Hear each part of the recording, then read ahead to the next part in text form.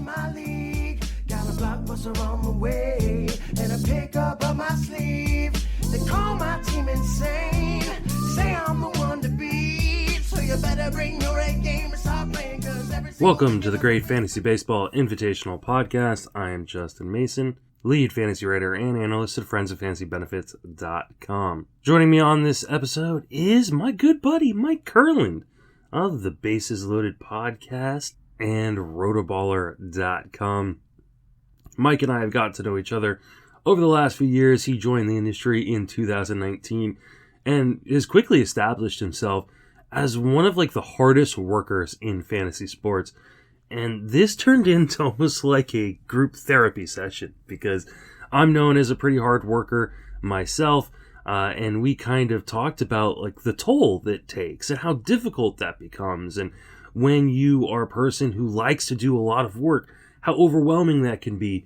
And it was a really interesting, enlightening conversation. And I think we both gained some strength from each other and our own struggles together. So I hope you enjoy it. You can follow Mike Kurland on Twitter at Mike_Kurland and follow me on Twitter at Justin Mason FWFB. Here is my interview with Mike Kurland. Joining me now is Mike Kurland. Mike, how you doing, my friend? Fantastic. If only we haven't talked for about half an hour before this started. I know, right? The podcast will be 10 minutes because we already talked off air for 30. Yeah, but you know what? That makes it that much better because now we got all the pre-chatter out. We can get right to baseball, which is what everybody wants, right? Well, we'll see. We'll see how much baseball we actually get to. I'm more interested in bullshit, and that's what I love about these podcasts. Yes. Before we do that bullshit, and remind everybody where you can reach on social media, and then talk a little bit about what you do. Oh man, well, part of what we talked about is the lack of knowing what I'm doing these days. But let's not then. Let's just say where you're on Twitter, and we'll talk about that on the show. Okay, sure. You can find me on Twitter at Mike_Kurland, and in all seriousness, anything I do pretty much ends up on Twitter. So if you follow me there, I have a pinned tweet that gives you legitimately 5 or 6 outlets to find my work between written work, YouTube, Twitch these days. Yeah, that's part of the problem. Literally, I think I started a TikTok channel. I feel gross. No grown man should be starting a TikTok, I feel like. But. I have a TikTok. There is one video on it. It is me getting out of the pool wearing the Justin Mason bathing suit to the Fast Times at Ridgemont High music. That's fantastic. I need to find it now. I'll send it to you. Oh, thanks. With love, right? With love. Of course. Or lust. Let's before we jump into the lust that is me in a bathing suit, let's talk a little bit about your TGFBI team. How's it been going? I've self-proclaimed myself. I'm self-proclaimed king of mediocrity when it comes to playing video games. That's what I've called myself. And I think I'm the king of mediocrity with this team. It's just been meh. I've been treading water. I've been up to 8th, 7th, down to 11th. I gotta really look at it. The thing is people like to give up around this time of the year. So this is when I'm gonna make my push. I'm sitting 11th in my league right now, and I gotta really sit down. I think what it is, I have to sit down and really get an idea of what I need. I probably have to give more attention to it than I have been, to be honest. I've kind of just been going with it. But this has to be the most stars and scrub team of anybody's team I've looked at this year. And it's the stars, or the people who should be stars, who have been scrubs. And the people who should have been scrubs have been stars. You drafted Trey Turner in the first round. Love it, obviously. Yes. That's who I took in the first round of my TGFBI league, one of my main event leagues. He's been great this year. Then you go 2 aces in rounds 2 and 3 with Luis Castillo and Zach Gallen. So that's been a nightmare. You're using the term ace very loosely right now. yeah, exactly. You took Lourdes Gurriel, who's been awful this year in the 7th round. Trevor Rosenthal, who's been awful in the 8th round. He's been injured. Yeah, he's been injured. Yeah. Dylan Moore, who has been awful-ish. In the 10th round, Devin Williams, who has not given you what you thought you were going to get from Devin Williams. in the 10th. I mean, Jameson Taillon, Clint Frazier, but then like the back end of your draft has been fire, right? Like Mitch Haniger in the 17th round, my boy Cedric Mullins in the 29th round. Adam Duvall's picked it up really well as of late in the 25th round. Unfortunately, you took Kyle Gibson in the last round of the draft, and did you drop him after the first start? I think I did. I think he was one of those. And then, of course, I have Gibson. This is why I play DC so much, because I have Gibson spread out through those, and he's been carrying my staff. Pun intended, I guess. I don't know. It's great. But he's been carrying my pitching staff. And Luis Castillo, it's one of those, like, I even tweeted it out. We're at a point where we love a 2-start Gibson and Luis Castillo. Oh, actually, I think the tweet was I started my 1-start Kyle Gibson over my 2-start Luis Castillo. This was a couple weeks ago, I think, when he had the Colorado start in the 2-week 2-step. Mm-hmm. But obviously Castillo's turning it around. But yeah, unfortunately, for some reason I held on to, I don't know why I have Brad Keller on my team still, but I do. But yeah, I got a lot of interesting things I've done with this team. JB Crawford's come around a bit. I have him on there. Gurriel's been one of those guys where it's like I want to sit him. Same with McCall. It's like he's been up and down. So, but the back end has really carried this team as a whole. But I don't know, man. This team is just injuries have really plagued me. Senzel sitting down there hurt. Nico Horner, I've been stashing. I don't know why I stashed him at this point. TJ Antone's down. You mentioned Gibson was a bad drop, but that's because after the first start, I was like, well, this is Kyle Gibson, whatever. But it's Kyle Gibson. Yeah, now it's Kyle Gibson. Does he still cut Spore's lawn? Is that still a thing, or has he graduated? No. Yeah, Spore moved, so he's no longer cutting. And apparently, the Kyle Gibson lawn mowing service in Florida shut down during COVID. So we're all very, but that's why he's been so good, apparently, right? Yeah, exactly. He's focusing 100% on baseball now.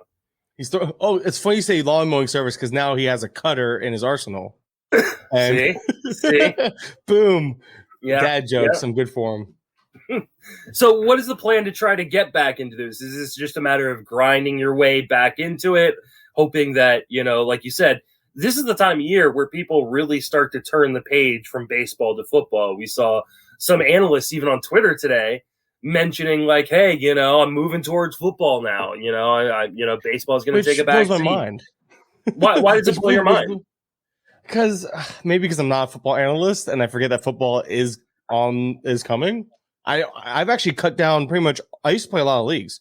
I've cut down to like 2 home leagues, and even then, I've dabbled with the idea of doing football, but I know how much it takes to be what I think is a decent baseball analyst, and how much work it goes into just providing a solid product on the baseball side. I couldn't imagine doubling down and doing 2 sports. So maybe that's why I've never gotten into football. But I know football is the moneymaker. That's part of the problem. Like I know it is, but baseball's in full swing. We still have a second half where teams can make legit runs. We're not even halfway. Yeah, we're not even halfway to the season. Like I for years covered football. I still anticipate one day potentially going back to covering football. I have not covered football the last 2 seasons. And it's largely because baseball takes so much. And that's the game that I kind of fell in love with, over the course of doing this. But like, I don't know how guys do it. Like, I don't know how guys are so good at both. Like, there are some people who, cover both, but maybe they're not as strong covering one or covering the other. And then there are guys like Vlad Sedler who are just like great at covering both. Like, it's just, and it's annoying to me, Vlad. It's annoying when because there's I expect people to be good at playing both because not every player is an analyst. But when you're able to be a solid analyst and play both successfully, it is very impressive. Because I was telling you again something else we talked about off air, how I get legitimate anxiety trying to not miss something because there's so much between injuries, between minor leagues going on right now, between potential call ups. There's so much data to mine that it gets to a point where you feel like you're missing something and all you can do is wonder, what did I miss? You listen to a podcast. Oh, it's a great stat. You go digging. Dang, how did I miss that? I think I heard Chris Towers on the CBS podcast actually mentioned how he just overlooked Schwarber's great, was it May? And yeah, that's easy to do when Kyle Schwarber's being Kyle Schwarber. There's nothing fun, sexy or flashy about it, but it's easy to overlook when there's so much other information to do. So with baseball, that's the biggest thing. But with football, the player pool is a lot smaller. There's a lot less.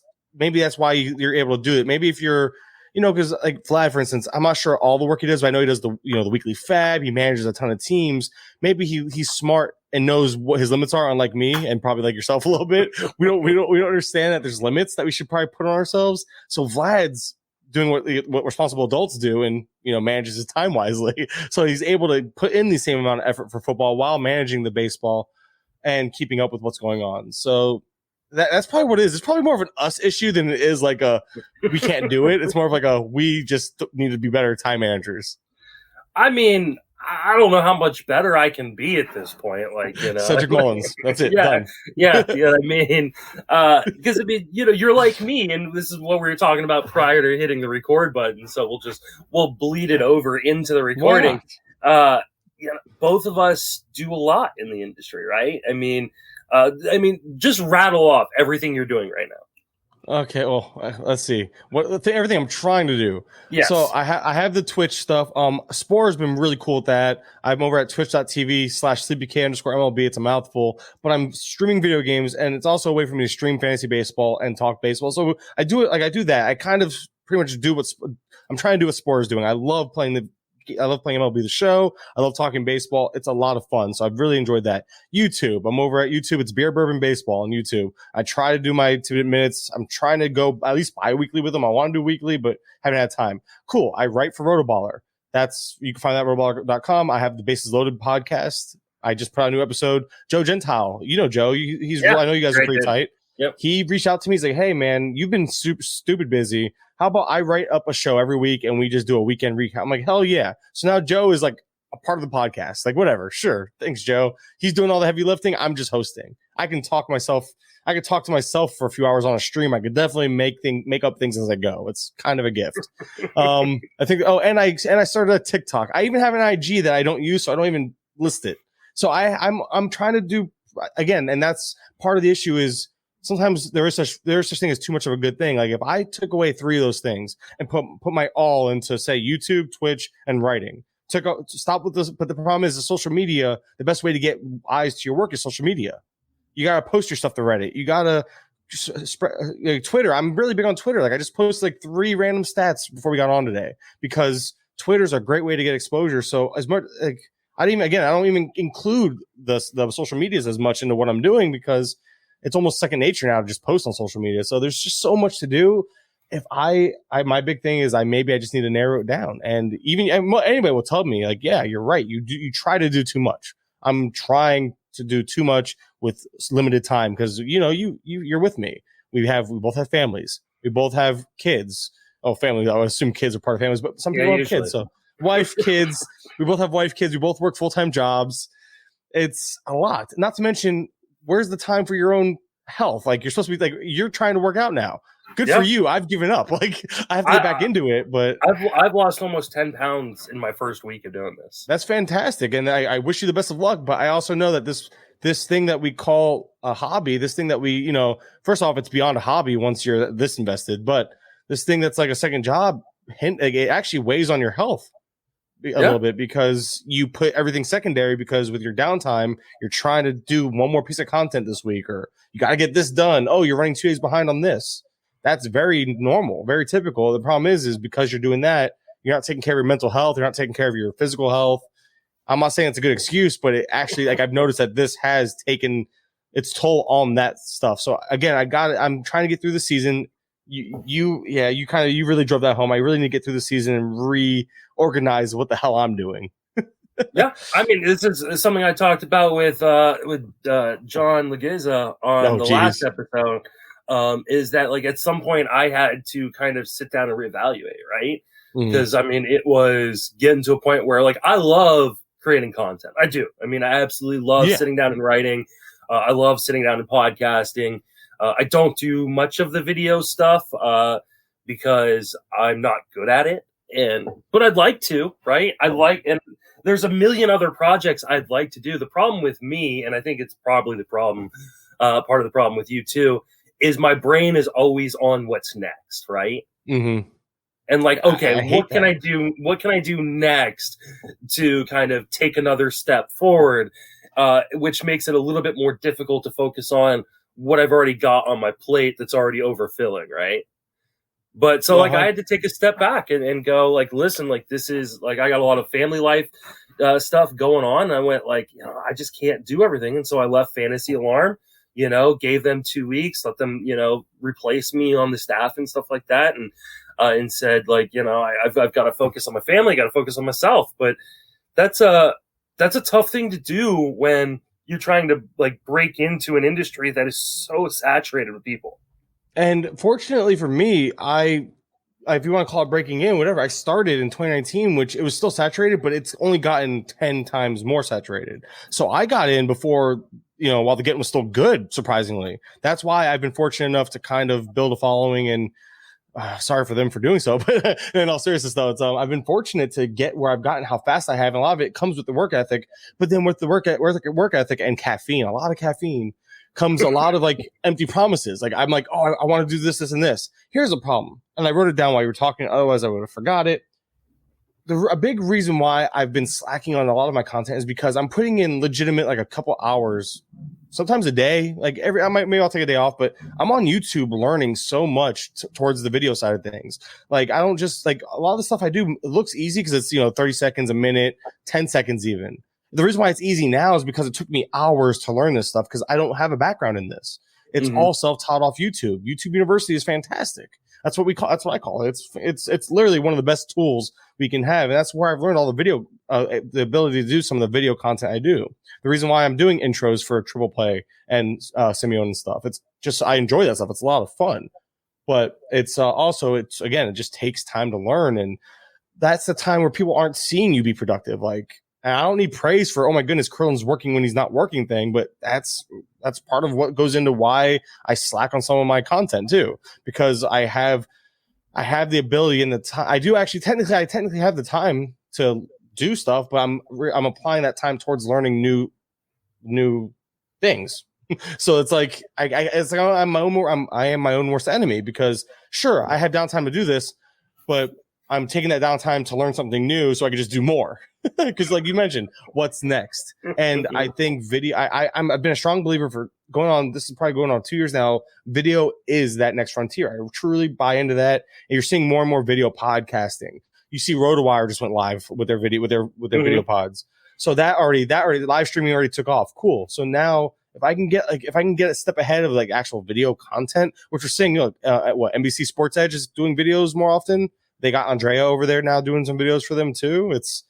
It's going. I really buy into it. It's going in that direction. So I'm putting a lot of my time and effort into learning that. So guess what? Makes me like it's another tool in the toolbox. Like it makes me like that look that much better on application. Oh, you have some experience with Adobe. You can do some video editing. Perfect.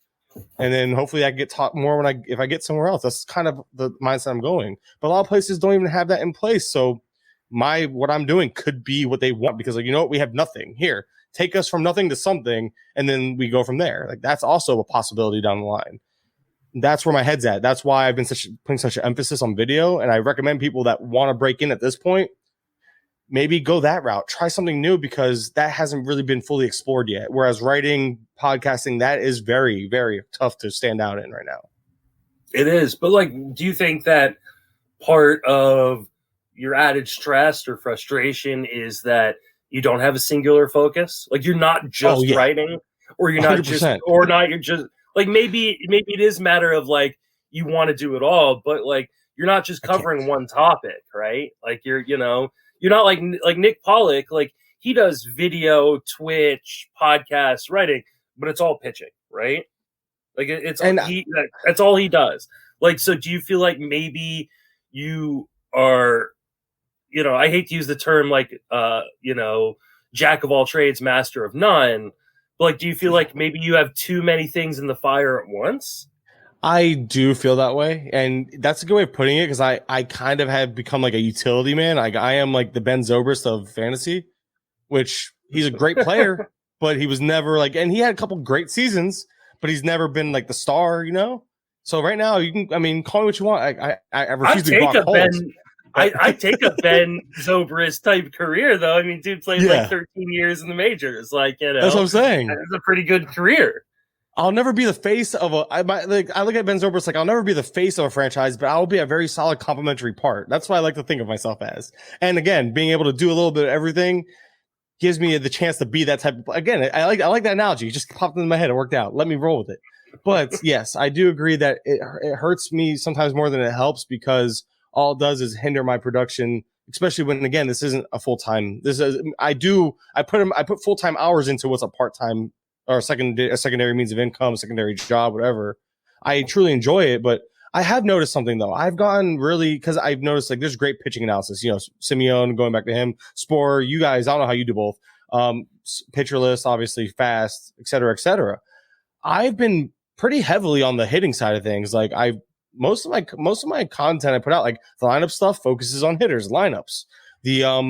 The swing change stuff, Steven Duggar, which by the way, I think the Giants did it again with Duggar, because if you look at, I tweeted it out yesterday, again, Father's Day, probably not the best time to put it out, but I didn't care. Duggar, side note, because now he's actually a waiver, he's pretty relevant. He's a waiver wire guy. He went 9/1/2020. He went down to the alt site, came back 9/23 with brand new mechanics.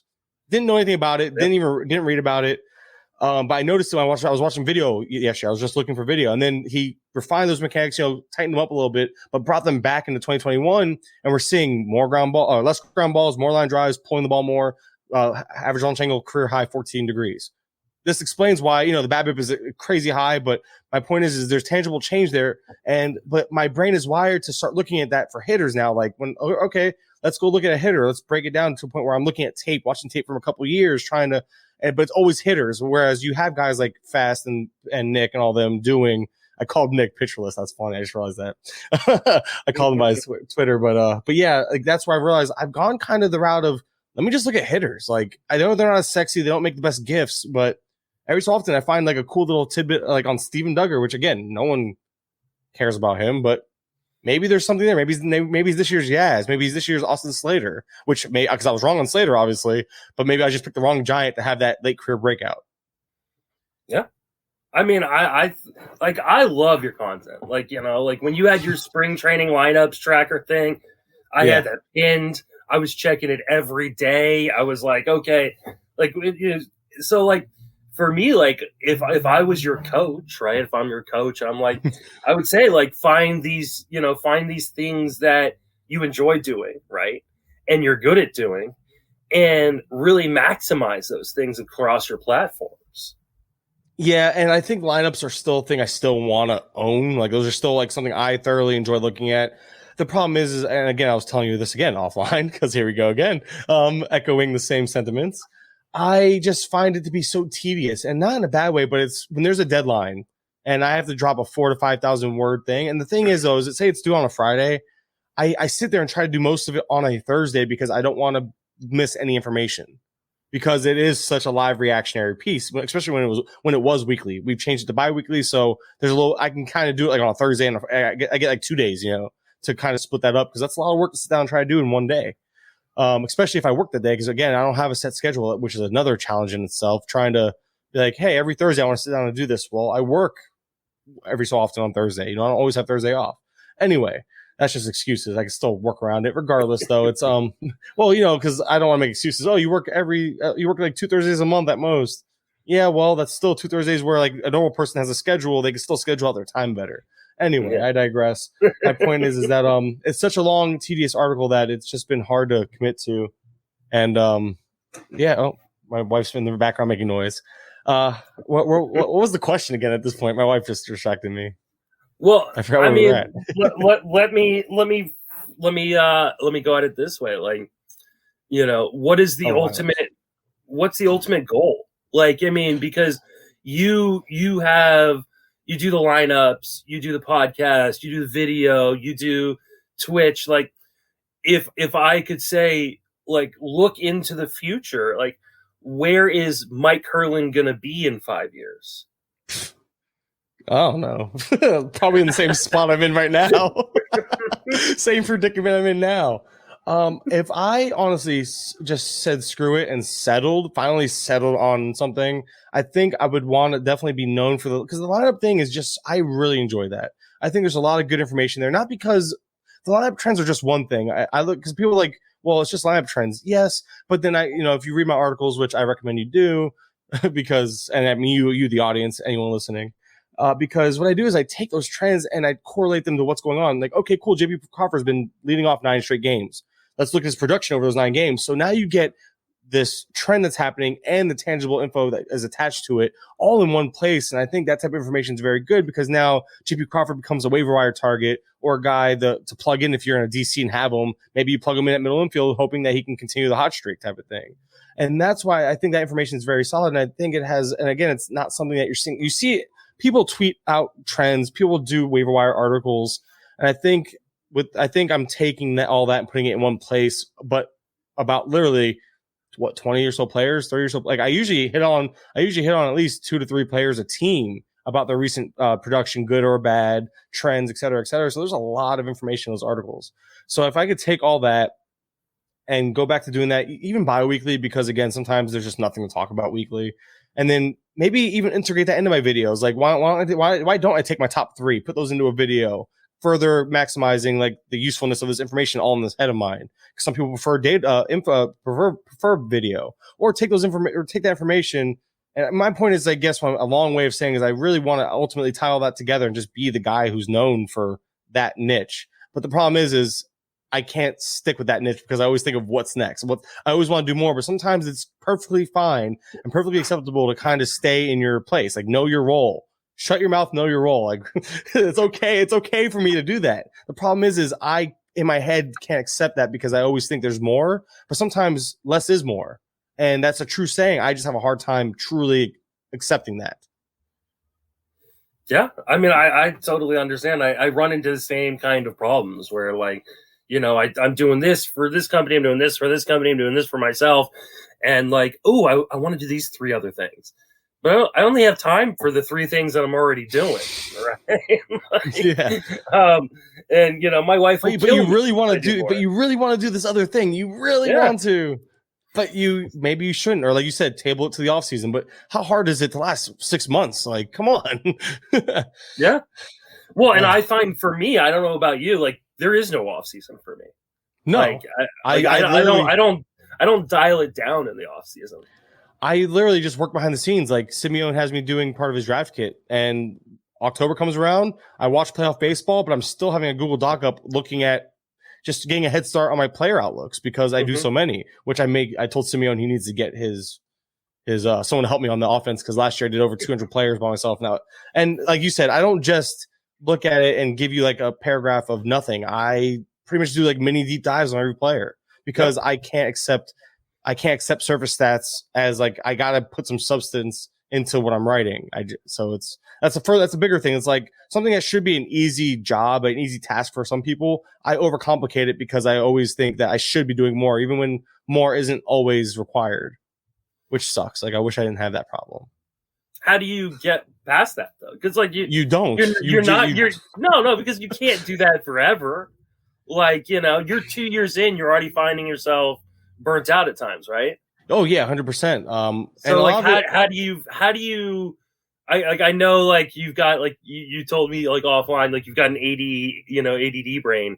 Like so, how do you like learn how to take it out of 5th gear and put it into 3rd so that way you can pace yourself? Well, that's the problem. I've noticed at least this year there has been no 3rd. It's been 5th or 1st.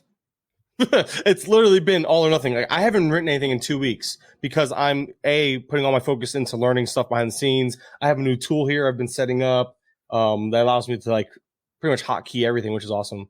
But anyway, I'm on YouTube a lot, learning about video editing, learning about the Twitch stuff, and instead of again pacing myself, maybe okay, today I'll focus on this, tomorrow I'll focus on that. It's literally been all or nothing, kind of like my diet, kind of like everything this year. It's been literally going strong all the way 5th gear. Okay, I'm burnt out. Drop it down. And instead of dropping it down, it's like complete stop. Maybe a roll, maybe like 5 miles per hour type of deal. It's bad, and that's been the problem. I think I'm my own worst enemy because my work ethic often leads to these burnouts. And the problem is I haven't figured out a way to meet in the middle, at least this year, because I think what it is I fell into too many projects with COVID. I fell into time to learn a lot, or to partially learn a lot. Well, guess what? COVID ended. Part of the baseball season happened. And then, like you mentioned, there's no off season. So I jumped right into it. But by jumping right into it, it allowed me still time to kind of play around with these other things I've learned how to do, not quite fully commit. Well, now it's like I'm trying to now I've kind of committed to knowing all these things, putting out this content with all this stuff, but still wanting to learn more about all of it with no time to really learn about all of it. So it's like now I'm prioritizing the wrong things, and it's a mess. Anybody listening is like, what the hell's wrong with this guy? A lot. There's a lot wrong with me. No, I like this kind of conversation because often people come on here and sometimes we get real, right? But sometimes we put up a facade of like, this is what I want the people listening to hear, right? Dude, I did that for almost. I told you this too. I've done that for over 2 years. I'm on year 3 of being an analyst, and I've realized I set up the standard in terms of what people expect from me. Being this like, I don't get me wrong. The work hard part is right. Like that's real. Work ethic. I'm actually a nice guy too, but I'm so sick of kissing ass to people in general. I'm just so sick of it, and I've stopped. And I've literally been called a monster because I've become too aggressive. Yes, that happened on Twitter. I got called a monster. I'm like, no, I just stopped kissing ass. I stopped taking shit. And I'm like, I unfortunately set myself up to be that guy that's willing to just be a pushover. And I'm not that guy in real life. So I'm done. Like, I'm just done being a pushover. So that's become me being a little more snarky on Twitter, a little more like having a little more fun, like the dirtier jokes now, like all the dark humor's coming out. Because eventually it's like, not that I was ever being fake, but like you said, it was a facade. I had a public image where I was like, all right, I want to keep it a certain way. But at what point you're sacrificing you're kind of sacrificing who you really are at that point, and that's not worth it. So if I lose a few followers because I'm being completely myself now, I'm sorry. I really am. I hate to lose people that thought my work was worth following, but I'm also done not being myself, fully myself, I should say. I think there's a difference though between like putting out like some sort of fake persona, because we know there are people in the industry. I'm not going to name them. Yeah, no, we're not laughing. It's yeah. But we know there are people in the industry that behave a certain way and then are completely different people when you get to know them behind closed doors and things like that. There is an act going on, right? Yes, good, bad, or indifferent. And then there are people who are just who they are. Like, I think one of the things I've tried to do is just be me. Like, you know, and people have responded to it. Some people hate it. We'll be honest. Like, there are some people who just do not like Justin Mason. That's okay. But the problem is I couldn't accept that before. That was my biggest thing. I couldn't accept what you just said. I couldn't accept there was people that didn't like Mike Kurland out there. Now you know what I say? Go fuck yourself. Like, you don't like me because I was a little snarky. You don't like me because I told you like it is. Like, I'm sorry. I can't help you there. I'm always willing to have a great conversation, a true conversation too. Not like, oh, I stand my ground. I will have a fun, legit conversation. Great. I'll even bring it to the DMs, but I'm not going to just take shit because you're this person or that person. That's what it is. And I used to care so much about what people thought that I'd kind of roll over and just let arguments like, all right, cool, you win. Like, no, now I'm done. Like, if you don't like me, that's on you. Like, that's where I'm at. But the problem is like what you said, that's hard. That was the hardest thing to overcome. I'm pointing to you over here. That's the hardest thing. That was one of the hardest things for me to overcome, was the not caring what people think thing. I was surprised because I never took myself for someone to be that way. And sure as shit, I was for a long time. I think we all, to some regard, care what people think, right? Like, yeah, but I care too much. The difference is, I've talked more about like openly about like being a recovering alcoholic and and stuff like that on this podcast, on other podcasts recently, but not that I've ever hit it. But like one of the things like I talk about when I'm counseling people in that line of work that I do, is that like there's, I think, a difference between like, putting on a face and then, or just being yourself and being a dick. Like, I don't think like you can like be a dick and be necessarily successful. There are successful dicks in this industry, in the world in general, but I think ultimately you'll burn bridges. It won't work. Like, so like I'm myself and I can be a dick at times for sure. But I'm also a good guy. Like, I'm not a jerk. Like, I don't go out of my way to be a jerk because I think if you do that, you limit your options. One of the best pieces of advice I ever got was from Matthew Berry in an article that he wrote. Right, it wasn't to me, but like I read the article and I went, oh my god, that makes a lot of sense. And the thing he said was, you never know who might be the person you want to get a job from later. Yeah, like you just never know. Like and so I do my best to not burn bridges. Not to say I haven't. I have burnt bridges with people. Traditional or typically it's not. It wasn't necessarily my doing, but there have been bridges burnt. Over the course of doing this. But I think there's a difference between like, hey, I'm just going to be me, or not necessarily a difference, but like. I think it's okay to like be me, but still be a good guy because you're a good guy. Yeah, right. I like to think so. I am. Like, I like to think I am, and I'm genuinely like the things like when I say, hey, like people have DM'd me for help or advice on stuff.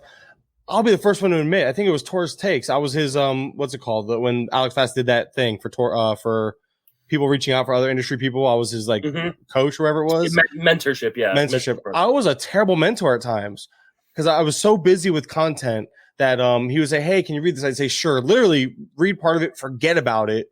And he'd have to remind me. I was like, oh, I'm so sorry. But I was genuinely, like, I guess this is just showing the bad side of me, but it was one of those things where I was like, look, man, like I would eventually get around to it, give them really in-depth feedback. And because I'm a good person. I really do want to help people. I really do want to be a part of this industry. But there's times where it's like, maybe I should have I felt guilty saying no because I genuinely want to help people, but I genuinely don't have time sometimes.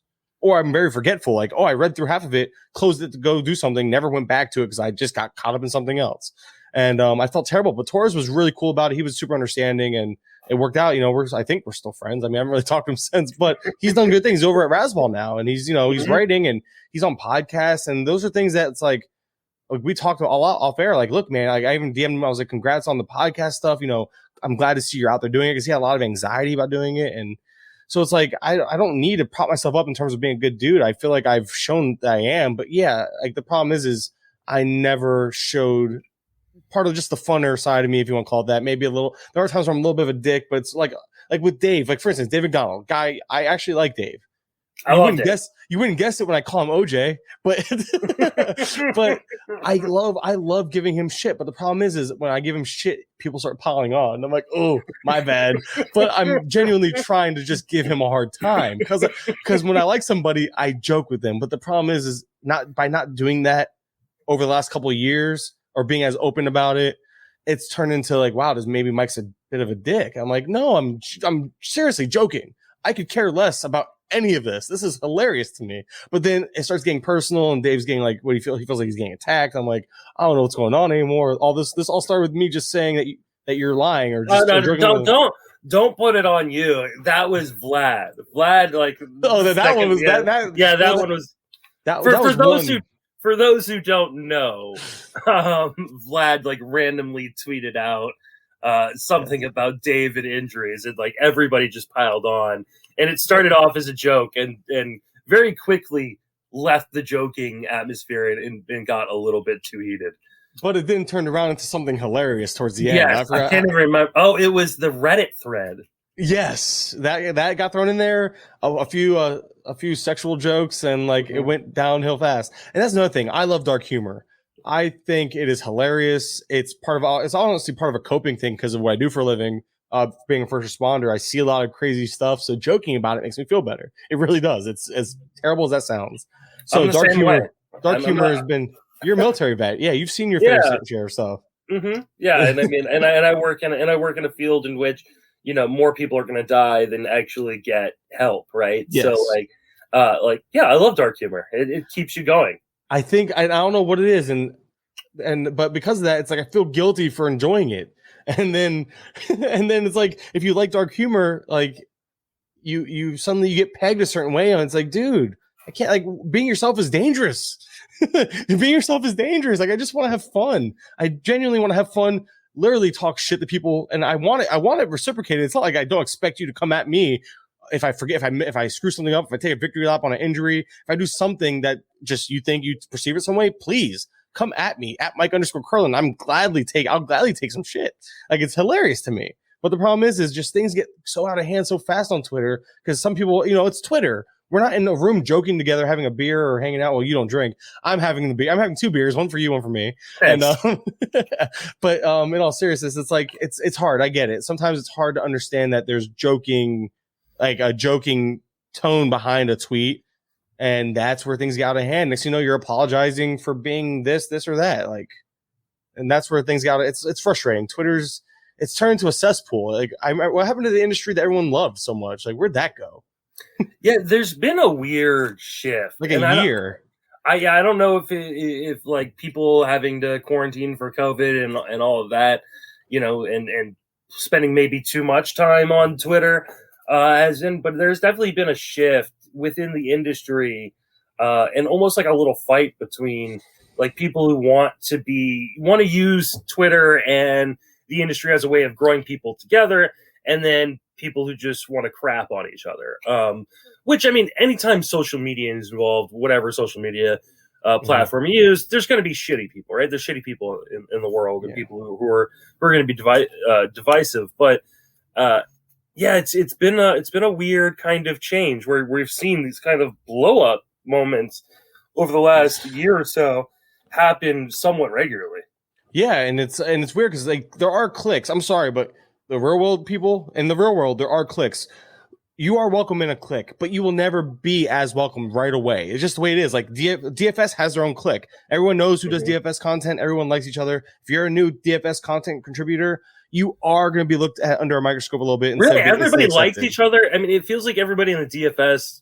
Well, it was a bad example. I was just saying, I guess everybody there hates each other.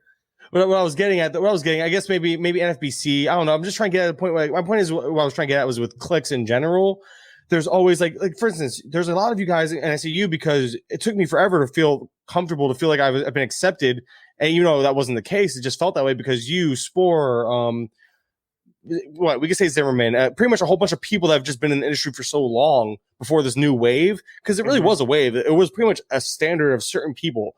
Jeff Erickson, Scott Genstad, like, Vlad. I'm saying names that everyone knows, and there's a reason why everyone knows them. There was like a lull, it feels like, between this group of you guys, where you might have been one of the newer ones for a while, to where I came around, me, Simeone, John L, Matt Williams. Like, we came in our own little wave. And then when COVID hit, came a huge wave of, and maybe that's where all these issues are coming from, because there's just so many more people in this circle now.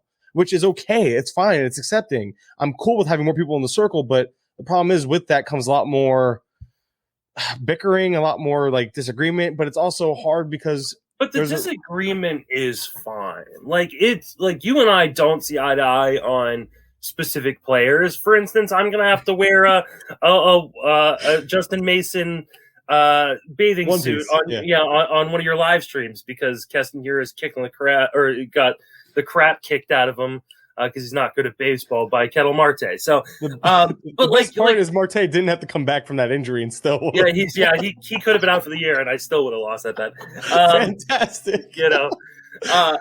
And like, I argue with people on Twitter. Yeah, you and Paul. You and Paul are great friends, and you guys don't agree on a lot. Oh, all the time. Half of our podcast is us arguing against each other. I mean, but I think, like, I don't know. I mean, and this comes in waves. I think, there was a wave here long enough to see that. When my group came in, like 2014, 2015-ish, like there was this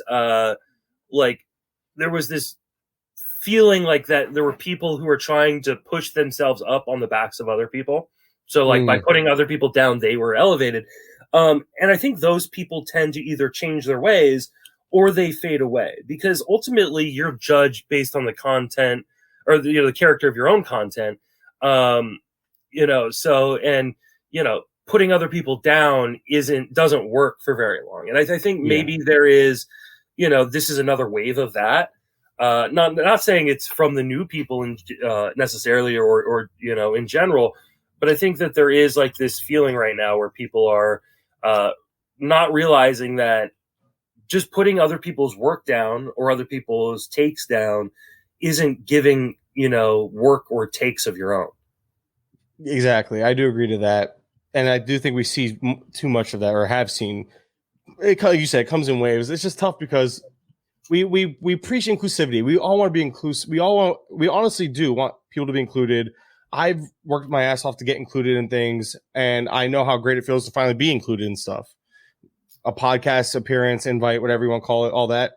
But now with this inclusivity, I gotta be careful how I say this. I'm trying to word it without being bad, because it's hard to word this properly. But do you think there's a chance? And now again, we're kind of talking philosophies here. Do you think there's a chance that with all this inclusivity came entitlement to a point? Like some people, or not even entitlement, maybe people feel jealousy. Like some people are getting more included than others. And it's probably because they have great work, and great work. I think what it is great work is being is readily being recognized faster, or hard work is. But some people can find some resentment of that. And I even tweeted out, it's okay to be jealous. There's people I am jealous of all the time. I tell Simeon all the time, I'm jealous of some of the things you have, but not in a sense of like, oh man, I'm jealous. Like you don't deserve that. I do. No, it's good for you. I'm happy you have it. I want it too. That's my jealousy. And I think it's okay to be jealous in that sense of, as long as you're like, hey, you know what? Like, Justin, I'm honestly happy of all the success you have. I know you work your ass off. I know you get it, but you're damn right. I'm jealous. I want half that too. Like I do. I'm coming for it. I would never come to take your job or anything, but you know what I mean? I'm jealous in the sense of I want that too. Isn't that what jealousy is? Oh man, he has it. Why can't I? The difference is how you look at it. It's not resenting. I'm not resentment. It's not resentful. I just want it too.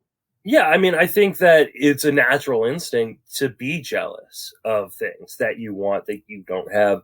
I think that there is maybe an impatience with some people in the industry because, like, I mean, you talk about guys like Jeff Erickson, or Vlad, or Jeff Erickson's put 40 years of work into this. It's crazy. I mean.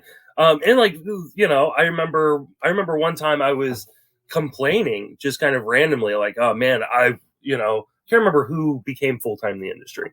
And I was like, man, I just don't know if it's ever going to happen for me. And I wanted to, I'm really working towards it. And Jeff, told me, he goes, hey, you're going to get there. Just give it some time. Like, and it was just like a kind of a little moment where I was like, oh, you know what? He's right. I think sometimes when you work as hard as you or I do and produce as much content, you go, why hasn't this paid off dividends? And if you take a step back and you go, one, it has paid off dividends. People know who I am. And we are making, money doing this. May not be as much money as we'd like to, but we are making some money doing it. Yeah. And like, the rest will come with time. If we just make the next right move.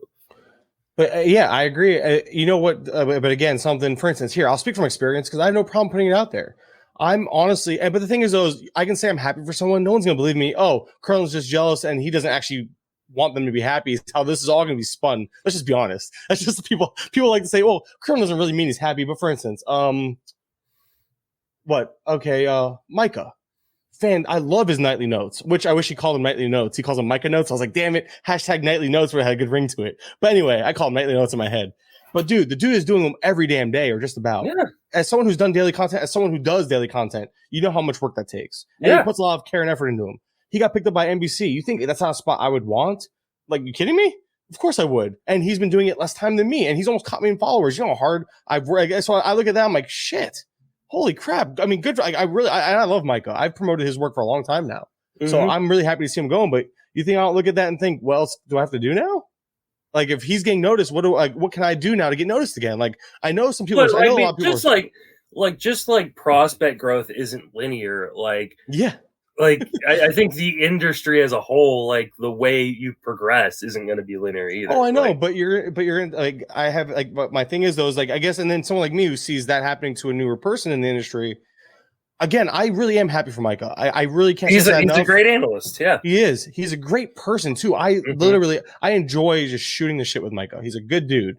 I've promoted his work a couple of times, quite a few times, but at the same time, you still are going to look at this guy who's been here less time than you, thinking, well, what else can I do now? Because like he got this opportunity that I would love to have. But there's other working factors. I know there's a lot I don't know behind the scenes. You're also looking at it like there's a finite piece of the pie. Yes, Like, and that's part of the problem. I agree. I never said I had the solution. I said I think I admitted that I'm part of the problem. yeah, no, you're definitely part of the problem. But yeah, but the thing is at least while I'm saying this and I'm being open about it, which most people won't come on the show and say what I just said. Mm-hmm. It's the truth. But the thing is instead of looking, but again, I'm looking at it like, what else do I have to do? Not, hey, how dare it happen to him? It's what else. My thing is always introspective. Like, what can I do? What else do I have to do? What else can I do to further make it be like, you know what, Kurland, maybe next time we look at Kurland. That's the only thing I could do. That's all I can do. Like, I always look within. Like, good for you, man. I'm really happy for you. Andrea, good for her. Happy for her. But now what can I do to, like, what else can I do to stand out? That's what, and that's what it goes back. It's a vicious cycle because I look at myself, what else do I have to do to stand out? Or what else can I do to stand out? And that's what leads me all these different avenues, which probably hurts me because you mentioned it. People probably notice that I have my hands in everything, but I can't. Sometimes I miss. Like, I'll say I'm doing something and I don't come through, or I miss my deadline, and people are noticing that for sure. But it's my own doing because I'm trying so hard to do more than I actually can, and it's all because of this whole, like, how can I keep pushing forward? And really, maybe I should, again, goes back to the beginning of our conversation of maybe I should just be happy with what I have and just keep improving that and be that. And sometimes just being that is okay. Yeah, I think so. But yeah, I don't know. I know, honestly, it is what it is, though. Like, I know even saying some of the stuff I said, probably someone's going to take it the wrong way. And I can't stress enough that I'm happy. Well, it's just, I'm happy for people. I'm genuinely happy for people. But if you think I'm not going to be jealous or want the same opportunities as others, that's naive. That's ignorant. Of course, you're going to tell me there's at least 30, 50 other people that want Micah's spot, that want Andrea's spot. And I'm using them because they were the most recent, hirees from NBC because they're bigger names. But go beyond that, Choi got picked up. Justin Choi, right? He got picked up from Fangraphs. You think I would love that spot too? He's another guy. Of course, I'm looking at these guys saying, what can I do to be in their spot? Because they did something right. That's a good thing. I'm looking at them. They did something right to get where they're at. I need to do something right. It's motivation is really what it is. But I never. And I think one of the things that people don't do when they have these questions is ask. Like, I mean, I could go to Micah. Hey, how's you that can go to out, Micah. Dude? You can go to NBC. Like, you can go to like the people that were hired. You can go to the people that hired them. You can go to the people who didn't hire you and ask them what's the worst that they're going to say is like, listen, I'm not going to talk about this. Okay. Yeah, I've learned that. Well, I've learned that. I've shot my shot a couple times in DMs, and it's gone nowhere, and I'm okay with that. But I rather, like you said, what's the worst? The worst thing someone's going to tell you is no. Mm-hmm. I think often, like, like if someone sends me, like, not that I hire or fire people necessarily, but like if someone sends me like a piece of work and says like, hey, will you take a look at this? Like, I give them honest feedback. Like, this is this is what's good. This is what's not good. This is what you need to work on, to strengthen this piece, to strengthen this podcast.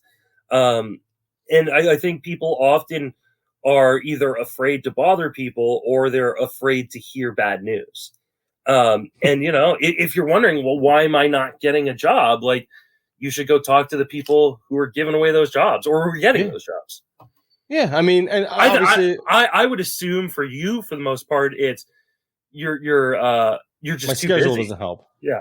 Well, I wouldn't be, I've made it pretty clear, and I would honestly, I'll put it out there for anybody. If I was, say I got a certain opportunity, whatever it might be, I would probably at this point just commit to said opportunity. There is a list of certain places in the industry I really want to be at. And if I got those opportunities, I would commit 110% to them. But I think what it is maybe I'm trying too hard, like going around doing so much. Maybe that's the wrong move. Maybe it's the wrong move to show my versatility. Just commit to something, and maybe it would have gone farther by now. I don't know. I mean, it's not that, again, I'm still seeing growth. I'm still getting follows. I'm still keeping relationships. I'm just also my problem is it's in here. It's all in here. It's like, what, like, you could be doing more, but should I? It's like, it's hard. It's hard to remind myself that it's okay to take a step back and just do good work with what you already do good work with. Sometimes that's all you need to do. But yeah. I'm just never happy. It's been an issue since day one, since I started the podcast. Because I actually had never. By the way, when I started the podcast, I literally said, "Oh, I'm never going to write." The podcast was all I was ever going to do.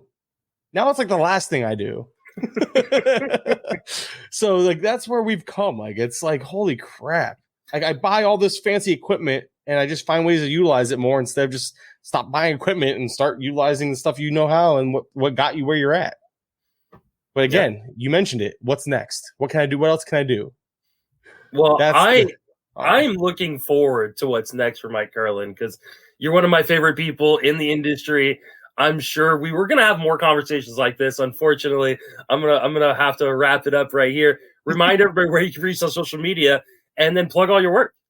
Yeah, I appreciate it, Justin, and I'm glad we had a chance to have a full-on fantasy therapy session. Yeah, that's what this was.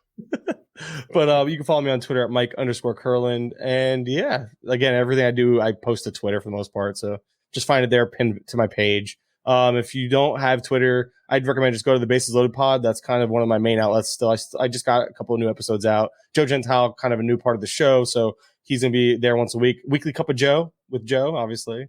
He's a great dude. I love Joe. He really is. I big thing was when he reached out, I was like, hell yeah, because he's one of those guys that need a bigger voice in the industry because he's super smart, really knows his stuff, and I'm glad he came apart. So he's at Joe Gentile FT. So yeah, enough. I guess I spoke enough. I appreciate you for having me on, Justin, as always.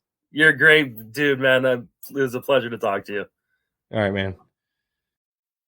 That will do it for another episode of the Great Fantasy Baseball Invitational Podcast. I want to thank my guest, Mike Kurland, for coming on. Definitely go follow him on Twitter, at Mike Kurland. Follow all the work he does. I mean, dude puts in a lot of work. His spring training lineups were like a must-read for me. His lineup article, when it comes out, is another one of those must-reads. So definitely go follow him, support his work.